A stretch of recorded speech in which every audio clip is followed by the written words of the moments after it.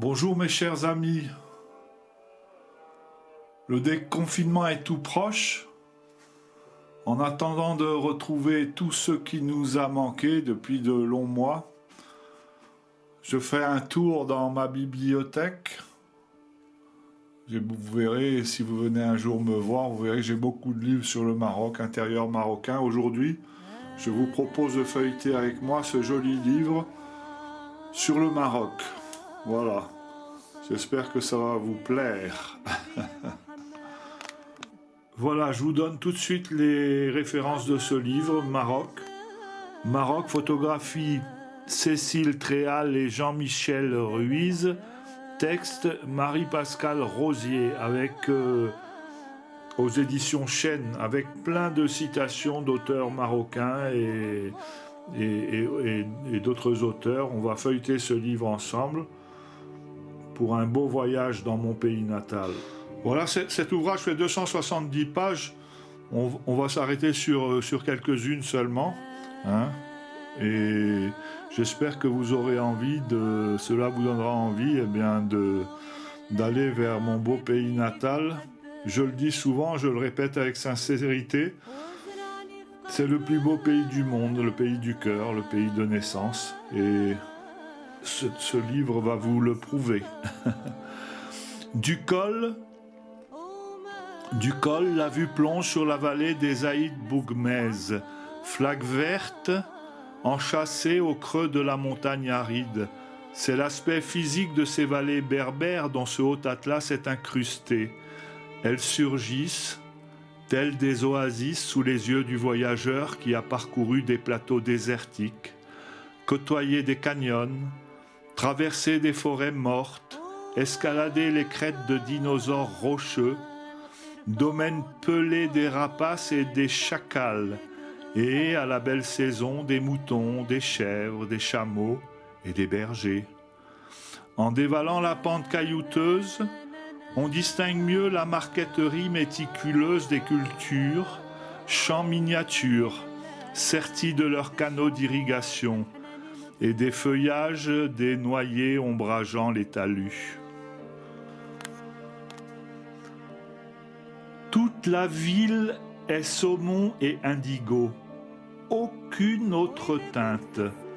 Les murs des maisons ont été badigeonnés en rose saumon, toutes les portes et les fenêtres passées au bleu. Il en résulte une charmante uniformité. Dans cette lumière éblouissante, ces couleurs se marient de la plus harmonieuse façon. Toutes les villes arabes anciennes se ressemblent, non par le style de leurs bâtiments, mais du fait que leurs maisons se pressent l'une contre l'autre pour former un tissu unique, alors même que chaque maison conserve sa singularité et se dérobe aux yeux des passants. L'intérieur reste caché derrière de hauts murs, et la vie intime ne se livre que d'en haut, par la terrasse, qui est le moyen de respiration de la maison et son ouverture vers le ciel. Amjad Nasser, impression du Maroc. Un grand bravo Amjad, c'est merveilleux. Les dévideurs de soie font tourner leurs roues légères au milieu de leurs écheveaux couleur d'oiseaux des îles.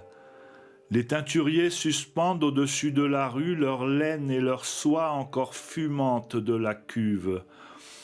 Depuis des centaines d'années, le marchand de dattes, de noix, d'amandes, de henné, pareil à quelque idole rustique, trône au sommet de ses denrées, sa cuillère de bois à la main, pour servir de loin le client. Ça et là, des marchands trônaient derrière leurs pyramides d'oranges. On entendait les coups de tambourin d'un chanteur populaire et la clochette du marchand d'eau. Les éventaires des marchands de sucreries attiraient mon regard. On y voyait exposés des coques et des poussins en sucre jaune, ornementés de filets roses, des théières transparentes, de minuscules babouches et des soufflets. Ces objets magnifiques me rappelaient ma boîte à merveilles. Ahmed Sefrioui, la boîte à merveilles. Bravo Ahmed, c'est merveilleux ce que vous avez écrit. Dans le Maroc central, le souk est bien plus qu'un marché. On y va sans rien avoir à acheter ni à vendre. Et pour s'y rendre, on ne regarde pas à 2 jours de marche. Dans ce pays de population dispersée, c'est, avec les pèlerinages, la seule occasion de rencontre. Naguère, le souk était par excellence le lieu de la vie politique et sociale. Jean Robichez. Bravo Jean, votre propos est plein de justesse. Soudain, jaillit le cri que j'attendais, le dernier appel du muezzin. Et aussitôt, des voix répondent de toutes les mosquées. Elles se détendent, ainsi qu'un ressort, laissant une vibration dans l'air. D'autres s'envolent, aériennes, pour fondre dans le ciel, et de profondes se déchirent en sanglots. Bravo Roland d'Orgelès, c'est magnifique. Ces arabesques, faites de morceaux d'étoffe, découpés et cousus, sont d'un dessin toujours le même, extrêmement ancien, consacré par des traditions millénaires, espèces de créneaux dentelés qui se succèdent en série, les mêmes que les Arabes taillent dans de la pierre au sommet de leurs murailles religieuses, les mêmes qui entourent leurs mosaïques de faïence. Pierre Loti, au Maroc. On peut dire qu'on est bien loti avec ces belles citations. Tout l'univers se retrouve dans la théière. Plus exactement, la signa, plateau circulaire, figure la terre, la théière le ciel, les vers la pluie. Le ciel par la pluie s'unit à la terre. Abdallah Zikra. Vous êtes fabuleux, Abdallah. Merci pour cette belle citation.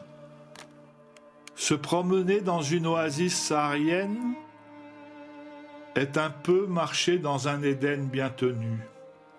Les allées sont propres, bordées de chaque côté de murs de boue tassés à la main, qui ne sont pas trop élevés de manière à laisser voir la mêlée de verdure qu'ils abritent. Au-dessous des hauts palmiers aux branches qui se balancent, se trouvent des arbres plus petits, les grenadiers, les orangers, les figuiers, les amandiers. Au-dessous encore, dans des carrés propres, entourés d'étroites rigoles d'eau courante, poussent les légumes et le blé. Paul Bowles. Leurs mains sont bleues. Bravo Paul et merci. Le père casse le sucre avec le fond d'un verre, broie dans le creux de sa main une poignée de thé vert, effeuille le bouquet de menthe. La vapeur de l'eau versée de la bouilloire en cuivre dans la théière de nickel qu'il lui tend à bout de bras, noie la figure de la femme accroupie devant lui. Le brasero est entre les 2 plateaux, l'un pour les verres et la théière, l'autre portant 3 boîtes de cuivre ciselées, sucre, thé, menthe. Sans qu'une seule goutte tombe sur le plateau, la théière remplit les verres de très haut. L'homme goûte l'infusion, claque la langue en guise de satisfaction. Driss Shraibi, le passé simple. Un grand bravo et merci, Driss. C'était un repas marocain à l'ancienne mode, avec, pour commencer, une aiguière d'eau chaude, des serviettes et du savon. Quand tout le monde se fut lavé et essuyé, un plat en terre cuite d'au moins 45 cm de diamètre fut apporté et installé au centre. Il contenait une montagne de couscous entourés d'une mer de sauce. Nous mangeâmes de façon traditionnelle avec les doigts, procédé qui exige une technique certaine. Des falaises qui défient l'Atlantique, une garrigue rabougrie par le vent et le sel, des mouettes, des mouettes, des mouettes, et le souvenir obsolète des Phéniciens, la nostalgie surannée des Romains et la mémoire perdue des aventuriers de tous bords dans une solitude angoissante.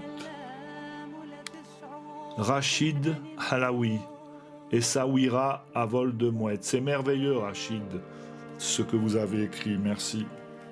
C'est une maison où nous avons reçu à profusion la saveur et l'odeur des êtres, les couleurs tactiles des éléments, la beauté pudique des arbres.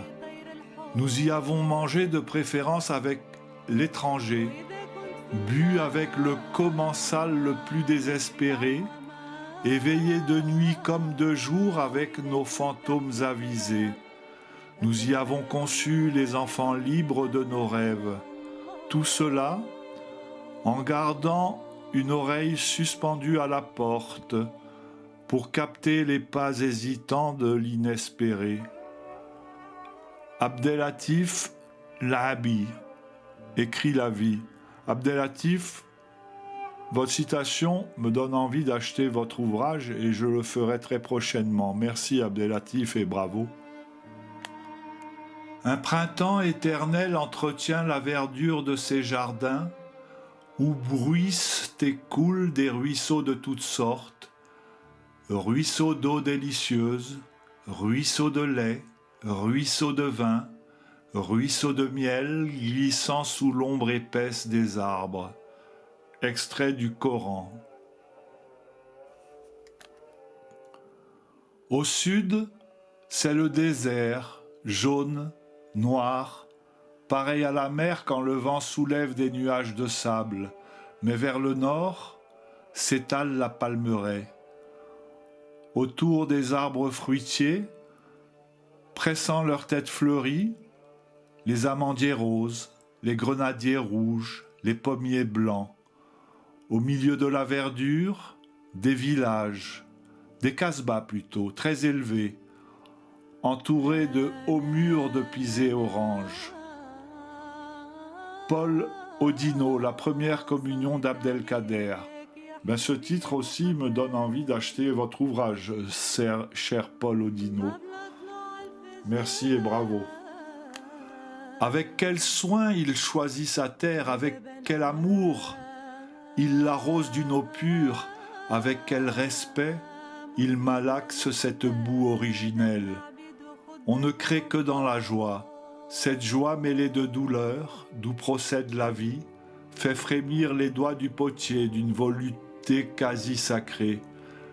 Les peaux sont des êtres vivants. Ils naissent de la terre, de l'eau, de l'air et du feu. Ahmed, c'est Frioui, le chapelet d'ombre. Vous êtes merveilleux, Ahmed. Merci et bravo. Des foulards de soie semés de fleurs leur enserraient la tête. Des colliers d'or et de perles s'enroulaient au cou poli comme l'ivoire. Des boucles d'oreilles enrichies de cabochons encadraient leurs visages délicats, et les sourcils, peints d'un trait, étaient des arcs d'amour qui lançaient les flèches ensorcelées au cœur des hommes. Tahar est Safi, l'amulette de coriandre. Votre livre doit être merveilleux, Tahar. Il viendra certainement enrichir ma bibliothèque. Merci et bravo à vous.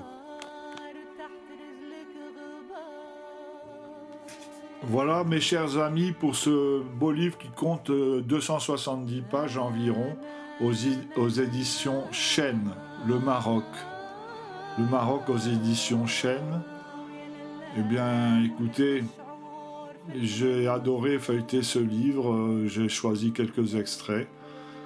Et le voyage est merveilleux en attendant le vrai voyage, celui qui nous fait rouler à l'aventure sur les pistes et les routes du plus beau pays du monde, celui qui nous permettra d'étreindre à nouveau tout ce qui nous a manqué depuis de longs mois. Je vous souhaite une bonne fin de semaine, à bientôt mes chers amis.